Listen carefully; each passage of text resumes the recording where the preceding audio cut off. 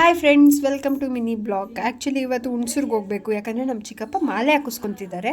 So ನಾಳೆ ಪೂಜೆ ಇದೆ ಅಂತ ಚಿಕ್ಕಮ್ಮ ಫೋನ್ ಮಾಡಿದ್ರು. ನಾನು ನಮ್ಮಮ್ಮ ಡಿಸೈಡ್ ಮಾಡಿದ್ದು ಬೆಳಗ್ಗೆ, ಬಟ್ ನಾವು ಹೊರಟಿದ್ದು ನೈಟು.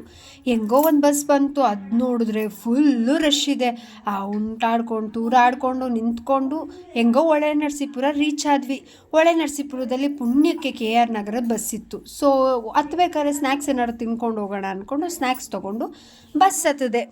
ಇದು ಫುಲ್ ಆಪೋಸಿಟ್ಟು, ಇದು ಫುಲ್ ಖಾಲಿ ಇದೆ ಬಸ್ಸು. ಸೊ ಅದ್ರ ಥರ ಅಲ್ಲ ಅಂದ್ಕೊಂಡು ಸಮಾಧಾನ ಮಾಡಿಕೊಂಡು ಇದು KR ನಗರದಲ್ಲಿ ಇಳ್ಕೊಂಡ್ವಿ. ಇಲ್ಲಿ ನೋಡಿದ್ರೆ ಹುಣಸೂರಿಗೆ ಬಸ್ಸೇ ಇಲ್ಲ ಅಂದರು. 8:30ಗೆ ಲಾಸ್ಟು ಅಂದರು. ನಾವು ಹೋಗಿದ್ದು 9:15ಗೆ.